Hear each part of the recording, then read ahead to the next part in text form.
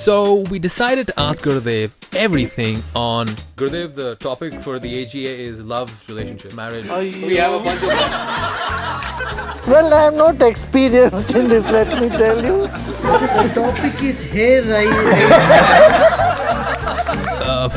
Well, we anyway went ahead and asked him everything on love, How do I know that I have found my soulmate? marriage, Gurudev, why aren't you married? relationships, how to strike the perfect balance between mother and wife. This is really a skill. Only you have to pray to God to give you that skill.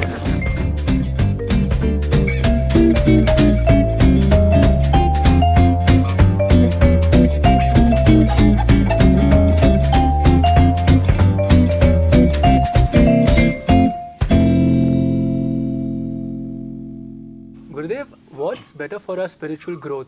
Being married or being single? Well, what is better is to be happy, whether married or single. You have people who are single and unhappy, that is not a nice thing. And you have people who are married and who are unhappy, that's also not a right thing. Whether you're single or married, doesn't matter. What is desirable is clarity of mind and purity of heart. Gurudev, why aren't you married? Well, I'm married to a thing called art of living. The organization which takes me around, it keeps me driving around the globe. Gurudev, is there any such thing as a soulmate? If yes, how do I know that I have found my soulmate? You first meet your soul, then you can find your soulmate also. When you yourself are in confusion, your mind is in a cloud all the time, you are over ambitious and you are self-centered, then I tell you, you can't meet your soul. And if you have never met your soul, then soulmate is very far away. Gurudev, is there any spiritual practice to attract the right person in our life? If you are really spiritual, only right things get attracted to you. Gurudev, how do I deal with rejection? You should understand the people who reject anything or anybody, they are not so intelligent. The best way to deal with rejection is not recognize it. I know that they have not recognized the goodness in you. And rejection should be countered with pitying them. And also see how you can express yourself better. Gurudev, friendship is comforting, it's emotional and long-lasting. Passion is exciting, it's physical, it's sexual, but tends to be short-lived. How can we keep both passion and friendship in a relationship? In friendship, you are there to give.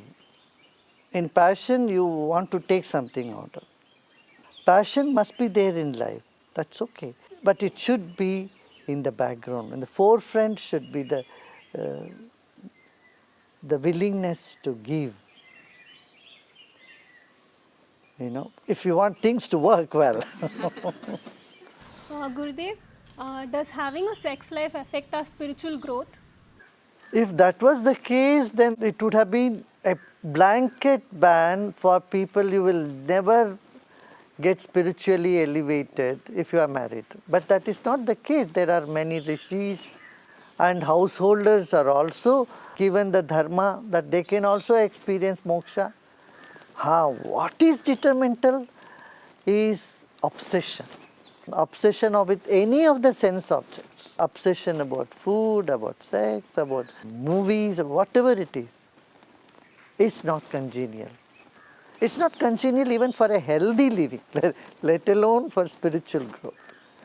For spiritual growth, moderation and centeredness. This is what is necessary. Nowhere it is said the couple or married people cannot attain liberation or higher states of consciousness. It's not true. It's not there like that. But if you are draining yourself day and night and you are obsessed with sex, no way. Gurudev, how do you deal with your partner's silent treatment? Silently better. Gurudev, what to do if neither words nor silence can get the message quite through to the partner? Well, I am not experienced in this, let me tell you. See, what we must understand is in any relationship, don't think it should be very flat, always lovey-dovey, sweetie, and sort of mushy, imaginary emotional harmony which we conceptualize by the movies or other things. You know, when you are in love, you just go around the tree and singing songs, and it's not going to. Life, you must face the bitter truth of life.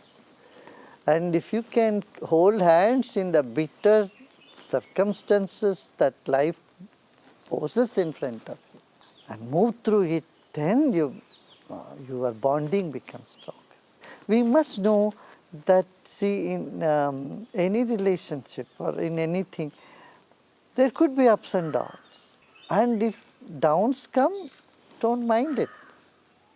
Usually what we do, if we have 10 good days and one bad day, that one bad day dominates your memory. It dominates your life. You must see to it from the other side. It's okay to have one bad day. It only brings contrast. And don't expect your partner to give you compliments all the time. Sometimes they may think you are just a donkey, a vegetable, a stupid guy or a stupid lady. And if such comments come, you should take it like achar, like mirchi, like spice in your food.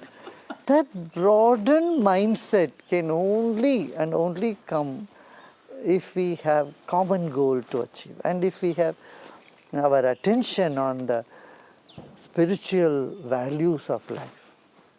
Without that, life becomes very shallow. It will not have the dignity, depth. Neither it brings depth to one's personality nor in the relationship.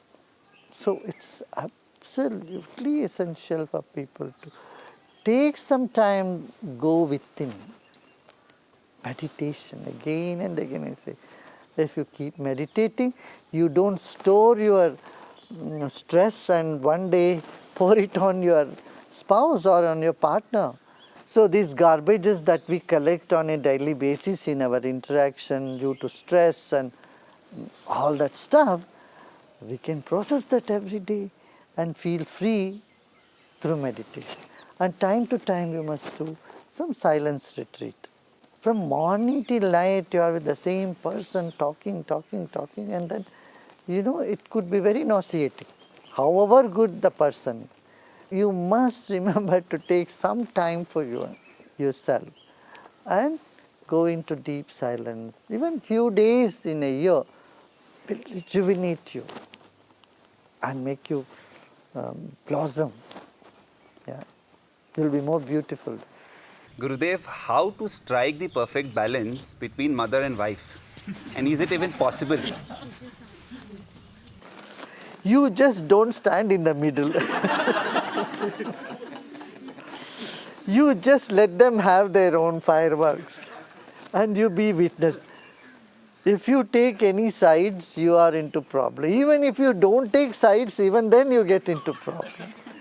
So this is really a skill that you need. Only you have to pray to God to give you that skill.